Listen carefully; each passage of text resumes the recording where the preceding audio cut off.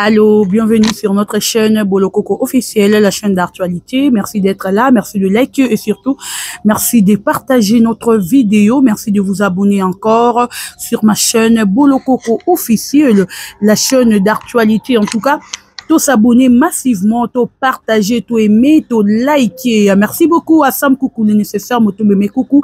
Un grand merci à Mazozona Inde. En tout cas, merci à vous. Merci encore une fois de plus.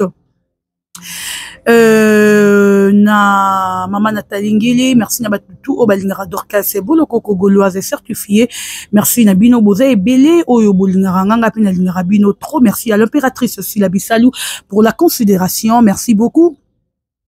Batutu bolingaranga, tous abonnés massivement, tous partager vidéo, liker, commenter. Na bino nyonso bolingaranga na lingara bino mingi ya trop et ya mingi, voilà. Toujours continuer au faire la bino musala, na royebi sababa kouk nyonso bakota la vidéo oyo to kende rota la film na biso et awa nazo le film na biso te mena rolobela ngo quelque part mena yebi bino to kende déjà rota la film to partager to commenter ba tout balingara l'impératrice ba tout balingara SB ta la film partager commenter mon oncle en tout cas meilleur film de l'année et rosa la bongo bien voilà bande ko ba bolingo kolala kolamuka to mona ki émission na linga ko fula bana wana te parce que ngara belle vie ah bango ba biloko te nga pena so mukoso Roseli yo ero finga bolokoko a répondre Rosela nga pendant longtemps Rosela penza temps Rosela ngo Rosela ta 1 million de ya temps Rosela nga mais ngai na royara ote parce que je sais que mutatine rabino c'est belle vie nga na royara ka belle vie to solo lati to landi biso tout ndeko wana salaki vidéo Vorian wana bolole wana salaki vidéo ya ofinga Mimi parce que Mimi jouait trop chez Jérémy akomi ko finga Mimi et lelo to moni Mimi ya sali gag basali na Jérémy Mimi pas répondre yé attaché de presse mort ya $100 attaché de presse mort alors Mimi le bébé hein et belé penza to yo ki on biso nyo sonné Mimi à lobby. Par là, moi, je veux dire quoi? Et le baranabino qui est belle vie, à mon toit, à détruire théâtre, et battre belé, botir à biso tembe. Nani bomona, moi, na wana la mukate aya, a finga Milo. Nani wa la mukate aya, a finga Marie-Hélène. Nani wa la mukate aya, a finga Mama Ani biasi. Nani pe à la mukate aya, a fingi Papa Serge. Nanu pe batu ya kote kuna nyonso ba yate ba lamuka bando finga Papa Serge non. Toka ba finga Omar Kabongo plusieurs fois. Plusieurs fois ba finga Omar Kabongo.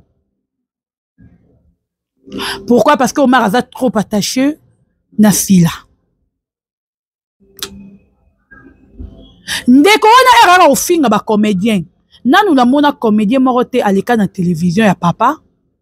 Alo bana micro ke belle vie pekisa mwana wana. Nanu te. Nanu pe na mona comédien moro ya mama te. Aleka na etando iki ayebisa belle vie abenda belle vie matoi ke belle vie.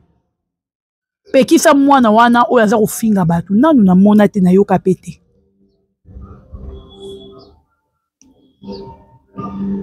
Nanu to mona te nanu pe to yoka te. Excusez. Tolandaka mwana wana nenga zara na monopole. Yako finga ko toucher muto ya lingi. Yako finga muto ya lingi. Azara pena na monopole wana. Afinga rabato ya lingi. Soka lamuki na tonga lobi lelo na finga muto entela fingi ye. Ata mutu wana jouaka. Aba finga Omari pendant que Omari jouait na Bel Art Télévision. Baya ba finga Omari.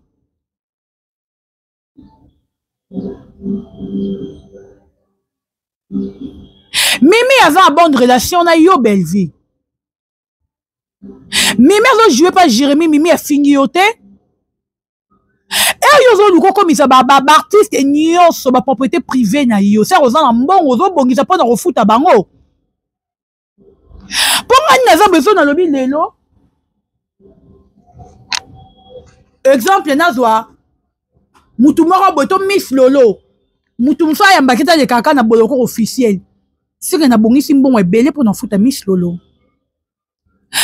ozolinga ba artiste et tout bande obona ndanga bien boto ndanga j'aime ozolinga ba artiste et tout bakoma ya yo c'est que okomi millionnaire ozobongisa bija malamu mpo na futa ba artiste wana parce que ba artiste wana baza na ba famille na bango baza na bana na bango mimi alobi bien ana mwana to bima licencié a foutre Minerval na $100 à théâtre.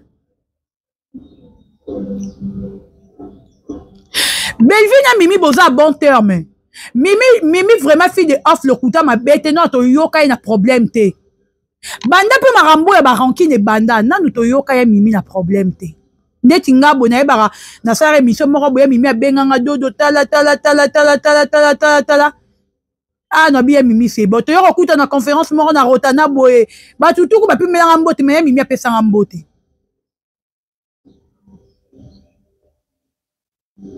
Azara na problème na mutute. Mais ce que moi na wana kozwa courage ya revendre na émission pour na refinga Mimi Kabongo. C'est que courage wana ute pas na yo belle vie. Koyo koza batute ke na benga na attaché de presse c'est faux benga na yete bozala ensemble.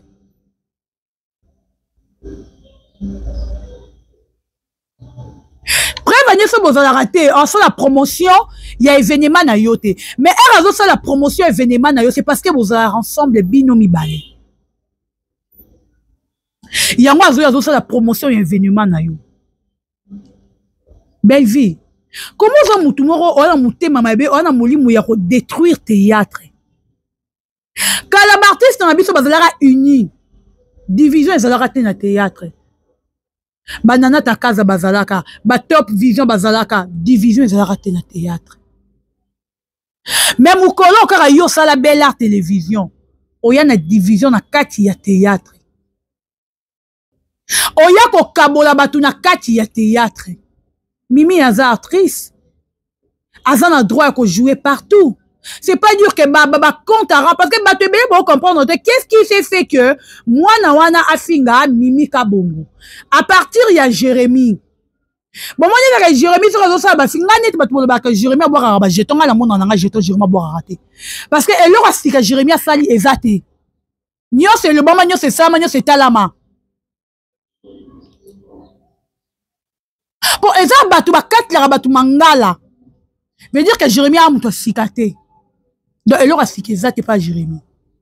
Et bon, il y a accusé à Jérémy qui a boit qu'il a rabattu bas jeton. On a mis tout dans la question à chaque fois. Jeton, ni au Jérémy a boit qu'il a battu. Parce qu'il y a jusque là, n'a mon a jeton au Jérémy a boit qu'il a ramouté. Mais ça, que Jérémy a boit qu'il a battu bas jeton, a filmé naïe. Dans Mimi, ça, qu'il jouait pas Jérémy. Et que Jérémy, ça, les lors morts, peut-être, à fin à moutou, en plein théâtre, naïe. Gag naïe. Mimi a yamba te pour baza na scène nyoso Jérémy ko ba fo Mimi a yamba mais Mimi aza na manger ta royeba ke eloko Jérémy azolobela belle vie Mimi aza na manger wana te Mimi aza na manger ta royeba ke makambo Jérémy alobi azolobela peut-être fila ana manger wana te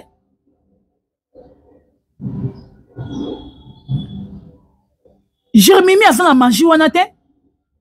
Et ça place où ben invité ye. Maman topa y en pleine scène.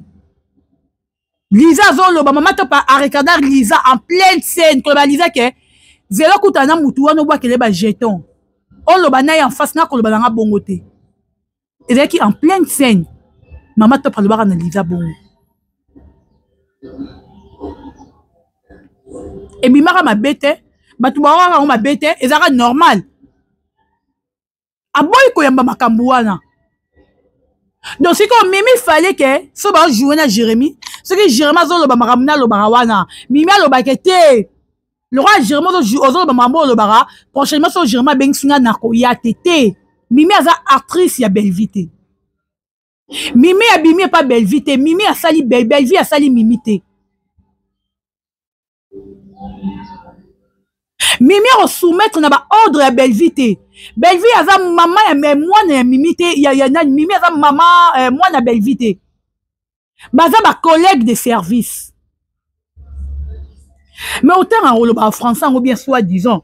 Mais on va différencier ni collègue, il y a service, na vie, c'est normal, t'as tout les mi intime. Le roi est au monde à bololé à Marina là-bas, na y est belle vie. Mais il y a différencier. Jérémie sera bien israélite sous Marina là-bas et pas n'a été. Parce que Maramou Jérémie a ça, la Marina ou le bac Jérémie a bois qui la belle vie. Pour ne pas qu'elle lever belle vie, Marina ou l'inakoya n'a qu'à tendre à Jérémie. Mais Mimi n'a rien à voir. Na Maramou à Jérémie à Salaka. Mimi n'a rien à voir. Na Maramou belle vie à Salaka. Jérémie à Salaka. Mimi à Zarter. Mimi Azarte, actrice plutôt. Azan a droit qu'on joue partout. Mimi Azar propriété privée à Belvité. Bah tata ya théâtre, nazo ngana bino ba maman ya théâtre. Moi na wana zo bima zo singa batu.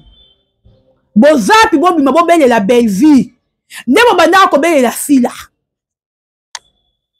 Pour moi na fini barter et belé. Mutu lokola Gabriel oya koma, Gabriel oya sala théâtre. Gabriel, oh, il a joua, pesa le meilleur naïe, même na kata belle télévision. Mais moi, n'en avant de râler là, c'est permettre au fin à Gabriel. Bana tout va défendre la belle vie, wana. Ba vendre ba fin à Gabriel. Ponde mimi aye, bana nyo se boya. Boya au côté là, bolole wana. Bakoya. Ba bandoluka ba fin à mimi.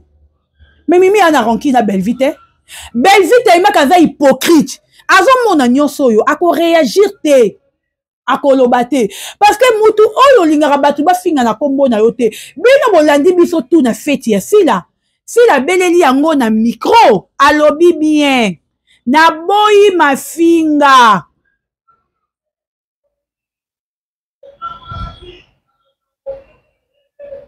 na lingi mutu afinga lisusu te mutu ya kofinga ayeba ke pa mamsa kozala lisusu te. Alobi yango s'il a bien dit. Abeleli na micro. Qui n'a pas attendu ça?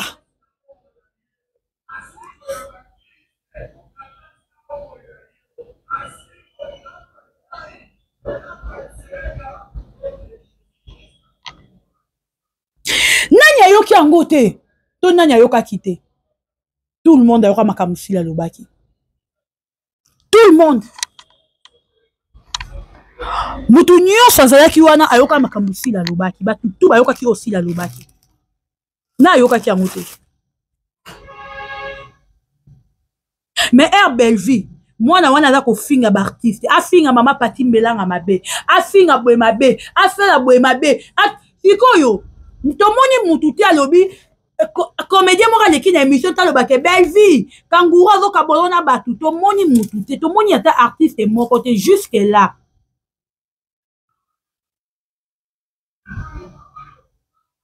Ate artiste moral ekita lobake belle vie kangourou akaboyo na mutu ba papa wana obera robele la fille bato bera kofinga biso bambua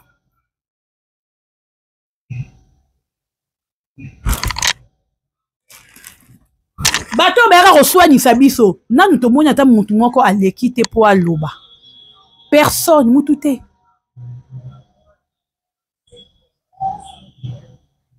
Tomoni ata mutu aleki te parce que abandi ko finga ba artiste lolo tekala ata artiste moko ta leki ba papa masasi na oya sila bolekati parce que de la fois na oya sila belelati bongo ya oyo demer azo finga batu bo belela te pourquoi boya bo belela belle vie boya bo lobela belle vie pourquoi bozo lobela belle vie te batu ya belle vie bakomi ko bafouer misala ba comédien bazo mona ba artiste comédien lisu c'est le côté liboso na bango po ni boyo belela te pourquoi boyo lobela ngo te.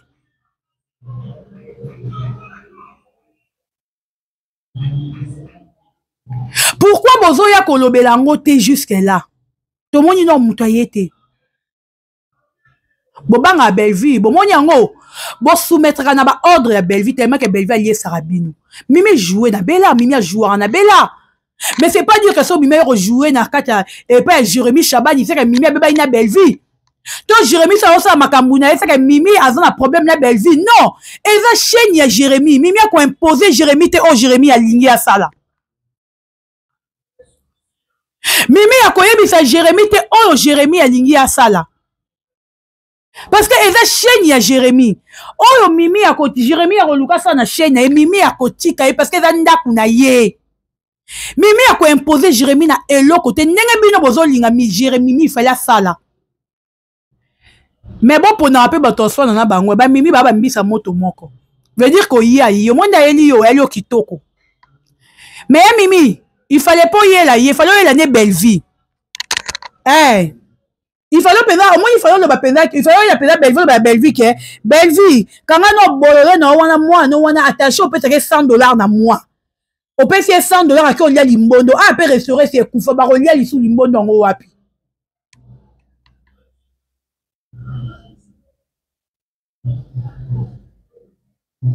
parce que restaurer c'est kufa place ni ba ko lia limbondo ngo kuyira ko finga ba artiste boko misi ba artiste biloko pamba bobelela babakuko bazoka bosiko ayo mwana na azosala azokabola belvi na batu te donc azotika belvi azalaka na batu oyo ye mwana wana aza kosala kanguru wana demi Dakar eya Mimi po benge mpenza na kombo na ye wa matata ya Mimi kabongo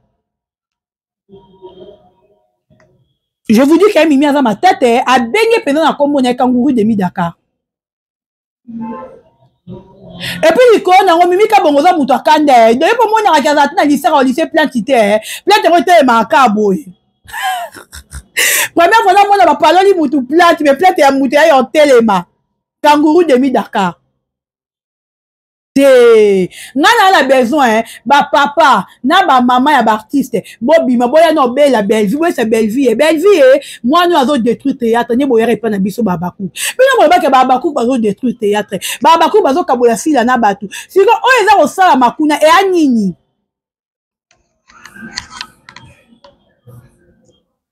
to lo bate o sala makuna eza nini kombo na ngo babengaka ngo nini bo pesa biso kombo parce que non nango to yeba te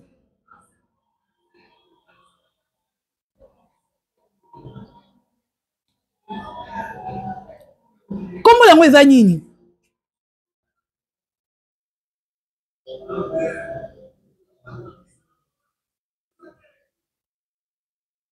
po non nango to yeba ngo lisute kombo nango eza nini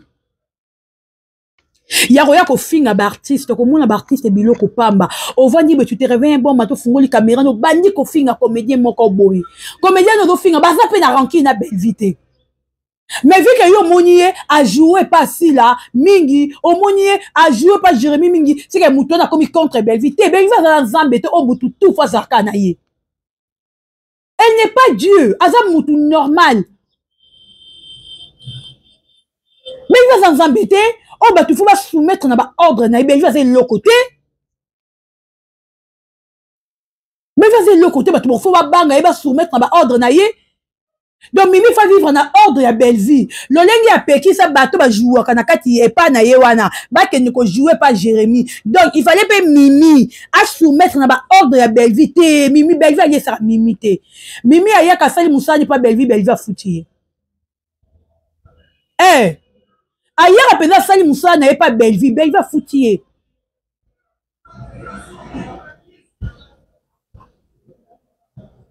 Mimi a camarade ya Belvi te baba collègue de service muninga ye to travailler ensemble to sali a pesi ngambo na sim zala ke ndena mo pas Jérémy a ke pas Jérémy a pesi mbon a sim zala ke aye pas si la pesi donc c'est son travail en fait eza musala na ye ana besoin de que mutu moko boy a imposer marambo mutu wana lingi mutu wana imposer que orozala nanga orozana mutu intelité orovana nanga orovana na mutu te ana besoin biloko wana te azala Mimi pour na belle vie to yeba Mimi et pas belle vie to boss na to le vérité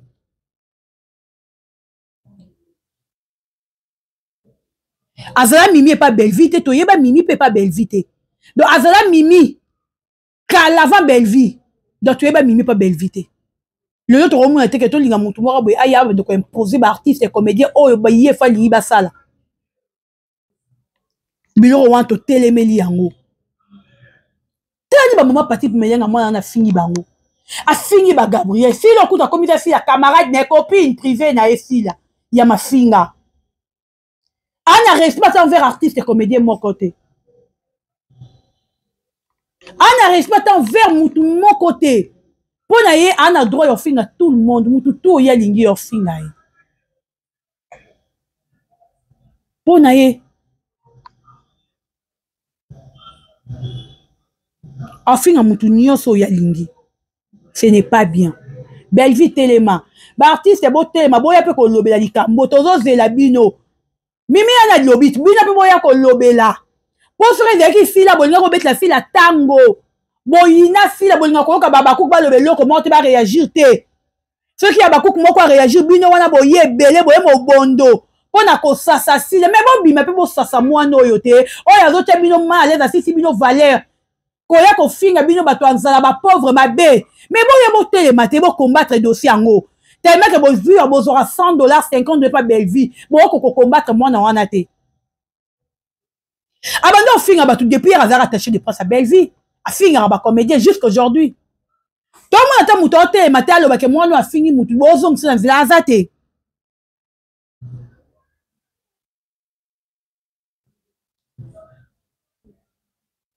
Mutu azate. Bino nyonso bo vandi bo tale kaka. Mutu alo bani azate mutu azate bo tale ka bo.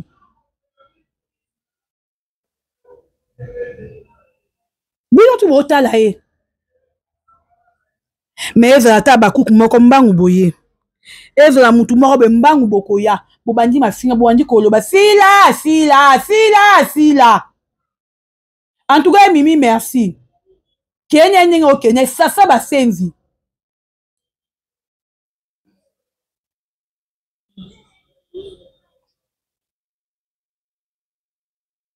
Kenya ne pena ninga okena ye. Parce que ça n'est de trop. Ça n'est de trop. Et l'équipe m'a casse. To lembi ango. On a ngana lobaka yango na minga lobate. Batutu bolinga na linga bino mingi. Batutu bo s'abonner na chaîne na merci. Batutu bo like vidéo bo rota bo partager yango. Bo aimer. To lobaka vérité biso to lembate. To lobaka vérité, to lembate. To défendre ba vraie valeur na biso. Le roi Belgique a la vraie valeur. Te azo luka bani ba valeur. To aussi ça y.